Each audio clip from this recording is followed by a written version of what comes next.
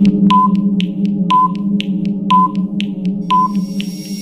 साथियों, स्वागत है आपका एक बार फिर से आपके Kumar Gaurav current affair class notes में। और मैं आपके लिए आज बात करूंगा 29 सितंबर के top most important current affair class notes पर। तो कोई टेक्निकल फॉल्ट हो गया था जिस वजह से आपकी क्लास पूरी नहीं हो पाई थी कुमार गौरव सर की, तो मैं सारे के सारे 10 क्वेश्चन आपके लिए लिख कर लेकर आया हूँ और उनके सारे के सारे ललन टॉप क्वेश्चन भी आपको कराने वाला हूँ। तो जितने भी मेरे नए साथी हैं एक बार चैनल को देख लें। यहाँ पर आपको क्या मिलता है, कुमार गौरव सर के करंट अफेयर क्लास नोट्स मिलते हैं और उनकी शॉर्ट वीडियो जो कि बहुत ही कम समय में आपके सामने रखता हूँ। तो सभी लोग जितने भी नए साथी आज जुड़ रहे हैं सभी लोग जाकर चैनल को एक बार सब्सक्राइब कर लें, ठीक है। तो आइए देखते हैं, पहला क्वेश्चन है हमारा। और क्वेश्चन क्या है हमारा, रोश हशनहा कौन सा मित्रों, रोश हशनहा एक त्यौहार है, ये यहूदियों का एक त्यौहार है, ठीक है, आप सभी लोग याद रखना। और यहूदियों का एकमात्र देश कौन सा है आप सभी लोग जानते हैं, ये है आपका इजराइल। ये इनके नववर्ष का प्रतीक होता है, ठीक है।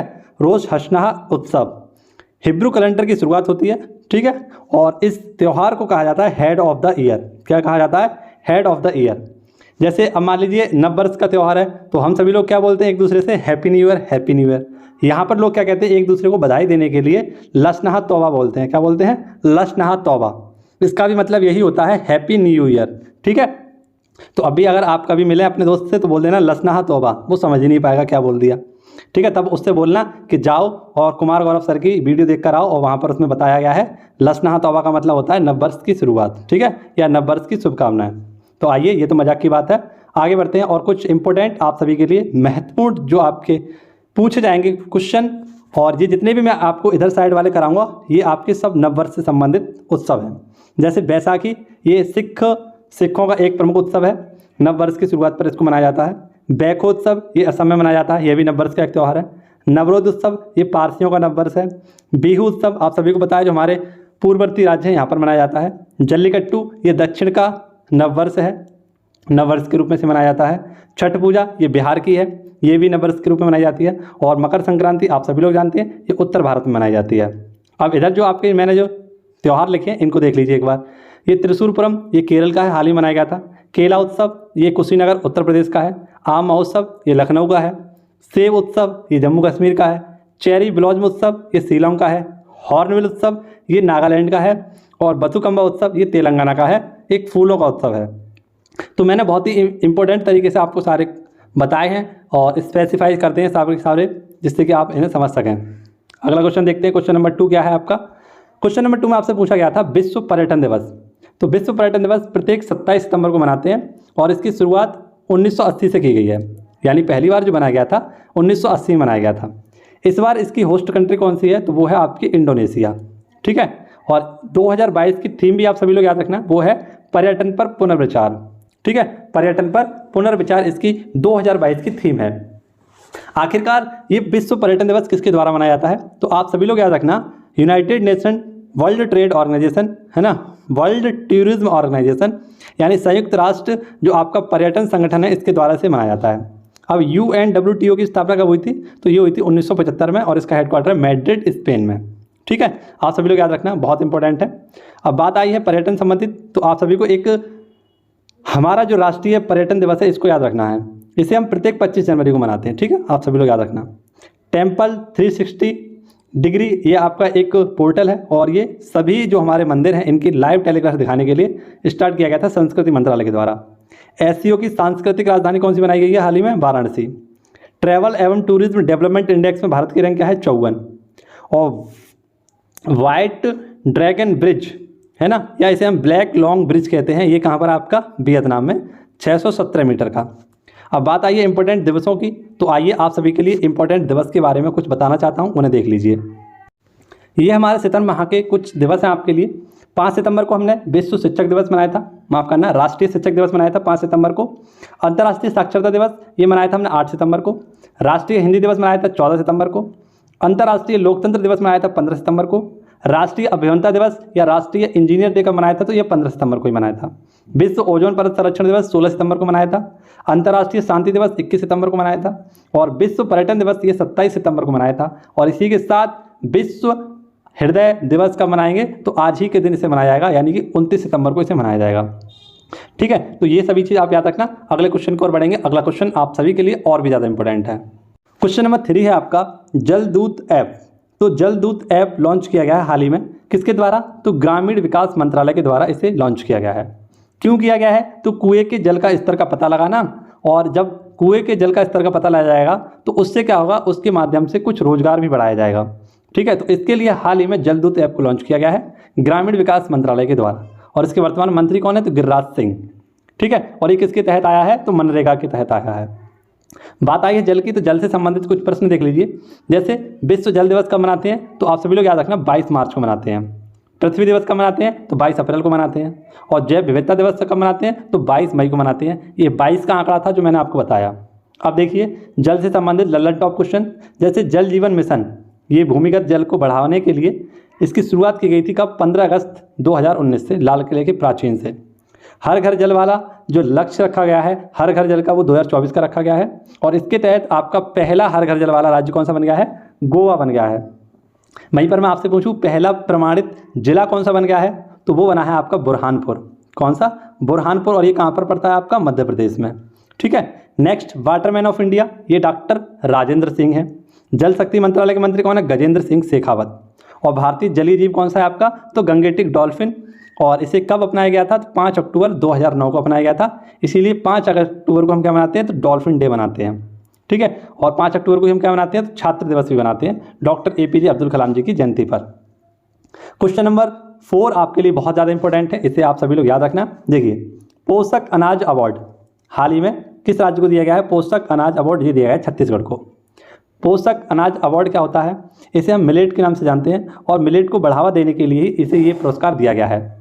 मिलेट क्या होता है? मोटे अनाज जान लीजिए, कोटो, कुटकी, रागी, इन सभी की फसल को इन्होंने बहुत ज़्यादा पैदावार की है इस साल, इसीलिए इन्हें पोषक अनाज अवार्ड दिया गया है।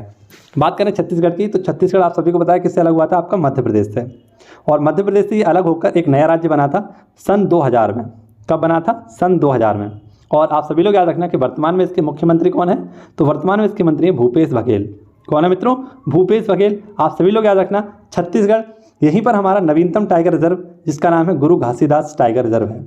ठीक है, बहुत इंपॉर्टेंट क्वेश्चन आपके लिए, आपकी परीक्षाओं से संबंधित ये सारे पॉइंट आपके काम आएंगे। अब अनाज की बात आई है, तो एक क्वेश्चन आप सभी लोग याद रखना, ग्रेन ATM, तो हाल ही में गुरुग्राम हरियाणा में इसे स्टार्ट किया गया था। मोटे अनाजों का अंतर्राष्ट्रीय वर्ष कौन घोषित किया गया? 2023 को। राष्ट्रीय जल पुरस्कार किसे दिया गया है? तो उत्तर प्रदेश को पहला स्थान, और दूसरा स्थान राजस्थान को। MSME अवार्ड किसे दिया गया था? तो ये दिया गया था उड़ीसा को। राज्य खाद्य सुरक्षा सूचकांक में टॉप पर कौन है? तो आपका तमिलनाडु। खाद्य पुरस्कार 2022 किसे दिया गया है? तो डॉक्टर सिंथिया को। FAO यानी फूड एंड एग्रीकल्चर, इसका हेडक्वार्टर कहाँ पर है? तो रोम, इटली में। ठीक है, ये खाने पीने संबंधित कुछ बातें थी। अगर मैं आपसे पूछूं नाश्ता योजना किसके द्वारा स्टार्ट की गई है? हाल ही में नाश्ता योजना। ठीक है, ये कमेंट बॉक्स में मुझे जल्दी से बताइए नाश्ता योजना किसके द्वारा स्टार्ट की गई है। अगला क्वेश्चन मोस्ट इंपॉर्टेंट है, इसके फैक्ट देखना अगर आप सभी लोग देख सकें तो। ठीक है, क्योंकि इतना आपके पास इतना समय नहीं है कि आप इस वीडियो को पूरा देख पाएँ। कि मेरे सभी साथी ज़्यादा से ज़्यादा 5 या 6 मिनट तक इस वीडियो को देखते हैं और उसके बाद इसे बंद कर देते हैं। लेकिन मैं चाहता हूं कि आप सभी लोग ये पूरी वीडियो अंत तक देखा करें, जिससे कि मैं जितनी आपके लिए मेहनत करता हूं वो आपके काम आ सके और आप सभी लोग उसको यूज कर सकें। लेकिन नहीं, ऐसा नहीं हो पाता है, आप सभी लोग इस वीडियो को पूरा नहीं देख पाते हैं। आधा घंटा मेरे कहने पर आप लोग निकालिए, इस वीडियो के लिए बहुत हेल्पफुल साबित होगी। चलिए अगले देखते हैं। क्वेश्चन नंबर 5, 12 वर्ष में एक बार पुष्पित पुष्प का नाम क्या है? तो 12 वर्ष में एक बार ये खिलता है। लास्ट टाइम ये 2006 में खिला था, लेकिन आप सभी को पता है 2018 में से खिलना चाहिए था, लेकिन पर्यावरण के अनुकूलन या पर्यावरण की परिस्थिति को देखकर ये क्या हुआ मित्रों, 2022 में खिला है, यानी लगभग 4 साल बाद ये खिला है। तो आप सभी लोग देख लीजिए, लगभग 16 साल बाद ये खिला है, 4 साल लेट खिला है इस बार। इसका नाम क्या है? तो इसका नाम है नीलकुरुंजी। बहुत इंपॉर्टेंट है, इसे आप सभी लोग याद रखना। ठीक है, नीलकुरुंजी ये बैगनी रंग का एक आप सभी का क्या होता है, एक पुष्प होता है। पश्चिमी घाट में ये पाया जाता है। ठीक है, और आप सभी को पता है पश्चिमी घाट, ये हमारा पश्चिमी घाट है, ये पश्चिमी घाट यहाँ पर पाया जाता है। ठीक है, आप सभी लोग याद रखना। अब पश्चिमी घाट के लिए एक समिति बनाई गई थी, उस समिति का नाम था गौडगिल समिति। ठीक है, याद रखना। लास्ट टाइम मैंने बता दिया आपको 2006 में देखा गया था। नीलगिरी की जो पहाड़ियाँ हैं वो इसी फूल के नाम पर रखी गई हैं। ठीक है, अब 12 साल से आपको याद रखना है एक और क्वेश्चन, 12 साल में ही हमारा क्या लगता है, महाकुंभ मेला लगता है। और ये महाकुंभ मेला 4 स्थान पर लगता है, हरिद्वार, ठीक है, प्रयागराज, उज्जैन और नासिक। हरिद्वार आपका उत्तराखंड में है, प्रयागराज आपका उत्तर प्रदेश में है उज्जैन आपका मध्य प्रदेश में है और नासिक आपका महाराष्ट्र में है। अब फूलों की बात आई है तो फूलों से संबंधित कुछ क्वेश्चन, जैसे विश्व का सबसे बड़ा फूल कौन सा है, तो रेफ्लेसिया, और विश्व का सबसे छोटा फूल कौन सा है, तो वोल्फिया। रेफ्लेसिया और वोल्फिया दोनों पुष्पों के नाम आप जरूर याद रखना। फूलों के अध्ययन को क्या कहते हैं, तो फूलों के अध्ययन को हम एंथ्रोलॉजी कहते हैं या फ्लोरिकल्चर कहते हैं। फूलों की घाटी कौन सी है आपकी, तो उत्तराखंड है, ठीक है। और फूलों का उत्सव ये भी यहीं पर मनाया जाता है। चेरी ब्लॉसम ये कहाँ पर, तो शिलोंग में त्यौहार है, ये भी मतलब एक त्यौहार है और आप सभी लोग याद रखना फूलों का संबंधित एक त्यौहार है। लेवेंडर उत्सव ये कहाँ पर, जम्मू कश्मीर में, यह भी बैगनी रंग के फूल होते हैं लेवेंडर। नेक्स्ट बथुकम्मा उत्सव, ये भी फूलों का त्यौहार है तेलंगाना में। और सिरू लिली ये मणिपुर का त्यौहार है, ठीक। अगला क्वेश्चन नंबर 6 आपके लिए, राख उपयोग करके गैंडों के लिए एडोब ऑफ द यूनिकॉर्न नाम का एक स्मारक बनाया गया है। तो हाल ही में राख का यूज किया गया है और एडोब ऑफ द यूनिकॉर्न बनाया गया है। एडोब ऑफ द यूनिकॉर्न क्या है, तो गैंडों की एक मूर्तियां हैं जिनमें 2 गैंडे बनाए गए हैं, एक नर है और एक मादा है और बीच में इसका एक बच्चा है, ठीक है। तो ये कहाँ पर मनाया जाएगा, आप सभी को पता है असम फेमस है गैंडों के लिए, तो असम में इसकी जो एडोब ऑफ द यूनिकॉर्न नाम की एक स्मारक बनाई गई है वो असम में बनाई गई है, ठीक है।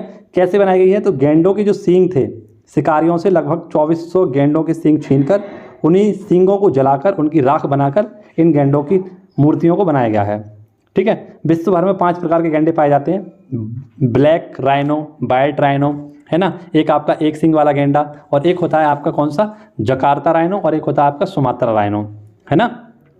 और आप सभी को पता है अपने असम में कौन सा मिलता है, तो एक सींग वाला गैंडा मिलता है काजीरंगा नेशनल पार्क में। वन्यजीव संरक्षण बॉन्ड ये ब्लैक राइनो के लिए आया था, किसने लाया था, वर्ल्ड बैंक के द्वारा।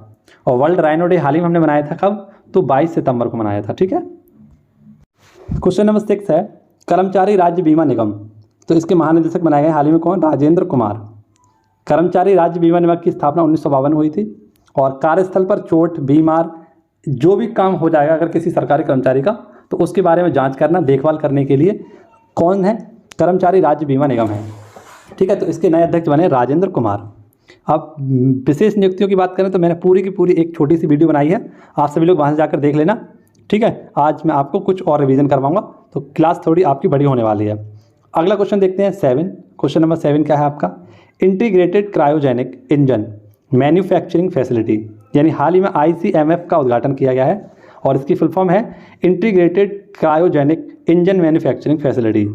ये क्या है, तो रॉकेट का निर्माण करने के लिए बहुत सारी इकाइयाँ लगाई जाती हैं, तो इससे क्या होता है, खर्चा काफ़ी ज़्यादा बढ़ जाता है। लेकिन जब ICMF को स्थापित किया जाएगा तो एक जो रॉकेट बनेगा वो एक ही स्थान पर बन जाए, और वो स्थान है आपका बेंगलुरु। वहाँ पर इसका उद्घाटन किया गया है, किसके द्वारा, तो द्रौपदी मुर्मू जी के द्वारा किया गया है, जो कि हमारी हाल ही में 15वीं नंबर की क्या बनी है, आपकी राष्ट्रपति बनी है, ठीक है। ये कहाँ से थी, तो झारखंड की ये पूर्व राज्यपाल थी। इनका जन्म कहाँ पर हुआ था, तो उड़ीसा में हुआ था, मयूरभंज में, ठीक है। और ये किस जनजाति की हैं, तो ये संथाल जनजाति की हैं। ये जो हाल ही में ICMF बनेगा, इसकी लागत कितनी है ICMF की, तो 208 करोड़ रुपए इसकी कुल लागत है और इसका निर्माण हुआ है हिंदुस्तान एरोनॉटिक्स लिमिटेड यानी HAL के द्वारा किया गया है। अब डिफेंस की बात देख लीजिए, कुछ आपके लिए है, GSAT-24, तो एरियन 5 रॉकेट के द्वारा कोरू फ्रेंच गुयाना से इसे क्या किया गया है, लॉन्च किया गया है। SSLV आज़ादी सेट और EOS-2 यहाँ से भेजे गए थे। PSLV C-52 के द्वारा EOS-04 को भेजा गया था। और कमेंट बॉक्स में इन दोनों के आंसर दे दीजिए मुझे, PSLV C-11 और PSLV C-25 के बारे में जितनी भी जानकारी दे पाएंगे आपके लिए बहुत इंपॉर्टेंट होंगी। क्वेश्चन नंबर 8, क्वीन एलिजाबेथ द्वितीय, तो क्वीन एलिजाबेथ द्वितीय आप सभी लोग जानते हैं, ये 70 वर्ष से अधिक कार्यकाल इनका रहा था और क्या थी, ये आपकी महारानी थी, कहाँ की, ब्रिटेन की, ठीक है। तो इनका हाल ही में निधन हो गया है और आप सभी लोग याद रखना इनके स्थान पर जो यहाँ के नए राजा होंगे वो कौन होंगे, किंग्स चार्ल्स III, और यहाँ की नई प्रधानमंत्री बनी है लिज ट्रेस। ये छोटी सी जानकारी मैंने आपको दी। अब हाल ही में इनकी मृत्यु के बाद इनके सम्मान में एक पुरस्कार स्थापित किया गया और ये पहला पुरस्कार किसे दिया गया है, तो सुएला बेबरमैन को दिया गया है। सुएला बेबरमैन कौन है, तो यहाँ की हाल ही में नवगठित जो प्रधानमंत्री हैं, इनकी गृह मंत्री हैं, इनकी मंत्रिपरिषद में क्या है, गृह मंत्री हैं। कौन, सुएला बेबरमैन।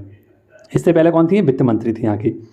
अगला क्वेश्चन आपके लिए क्वेश्चन नंबर 10 है और इसमें आपके लिए बताऊंगा कुछ इंपॉर्टेंट बातें। देखिए, 52वां दादा साहेब फाल्के अवार्ड, तो 52वां दादा साहेब फाल्के अवार्ड, इसकी एक शॉर्ट भी बनाया था मैंने और आपने काफ़ी अच्छा प्यार भी दिया, उसके काफ़ी अच्छे व्यू आए हैं उस पर। तो 52वां दादा साहेब फाल्के अवार्ड हाल ही में आशा पारेख को दिया गया है। ठीक है। और सिनेमा जगत का सबसे बड़ा ये पुरस्कार है। इसकी शुरुआत 1969 में हुई थी और इसमें पुरस्कार के तौर पर 10 लाख रुपए दिए जाते हैं। और पहली बार ये किसे दिया गया था, तो देविका रानी को दिया गया था। किसके द्वारा दिया जाता है, तो सूचना एवं प्रसारण मंत्रालय के द्वारा दिया जाता है, जिसके वर्तमान में मुख्यमंत्री कौन है, अनुराग ठाकुर। ये तो हो गया आपका 52वें नंबर का, जो 2022 में दिया जाएगा। कब का है, तो 2020 का है। कोविड-19 की वजह से ये लेट हो गया था 2 साल, इसलिए 2022 में दिया जा रहा है। 51वां किसे दिया गया था, तो रजनीकांत को दिया गया था 2019 में। और ये आप सभी लोग याद रखना 2019 का था, 2019 में दिया नहीं गया था, 2019 का था। और 2018 का किसे दिया गया था, तो ये दिया गया था अमिताभ बच्चन को 50वें नंबर का। तो आप तीनों याद रखना, 50, 51 और 52। कोई सा भी आपसे पूछा जा सकता है। जब 50 का ट्रेंड था तो 50 कई बार पूछा गया था, 51 का ट्रेंड आया तो 51वां भी पूछा गया, अब 52 का ट्रेंड आया तो 52वां भी। आप सभी लोग याद रखना। आशा पारेख बहुत ही फेमस एक एक्ट्रेस थी, कांटा लगा सॉन्ग, और आप सभी को पता है बहुत फेमस ये आपकी एक्ट्रेस थी। अब बात करते हैं फिल्म पुरस्कारों की। देखिए मित्रों, ग्रैमी अवार्ड 74वें नंबर के थे, है ना। ये हमारे एमी अवार्ड से माफ करना, ग्रैमी नहीं एमी, टेलीविजन का अवार्ड था। बेस्ट ड्रामा सीरीज सेक्शन को दिया गया था, best comedy series Ted lasso को दिया गया था, और बेस्ट एक्टर थे ली जुंग, और बेस्ट एक्टर कौन थी, जेडाया। ठीक है, आप सभी लोग याद रखना। नेक्स्ट 64वां ग्रैमी अवार्ड किसे दिया गया था, तो वीआर संगीत को दिया जाता है। ये एवल पुरस्कार गणित का है, डेनिस सुनीवल को दिया गया था। प्रित्यर पुरस्कार फ्रांसिस कैरियर को दिया गया था, वास्तुकार के हैं ये। पुलित्जर अवार्ड ये फामिदा अमीज को दिया गया, पत्रकारिता का। और कांस फिल्म में पॉल्म डी और अवार्ड ट्रायंगल ऑफ सैडनेस को दिया गया था। ठीक है, तो ये हमारे कुछ फिल्म संबंधित कुछ पुरस्कार थे आपके लिए, टेलीविजन से संबंधित कुछ पुरस्कार थे जो आपको मैंने पुनः से रिवीजन करवाया है। ठीक है, वीडियो कैसी लगी सभी लोग कमेंट बॉक्स में जरूर बताना। मिलना होगा आपसे अगली वीडियो में। धन्यवाद। जय हिंद, जय भारत।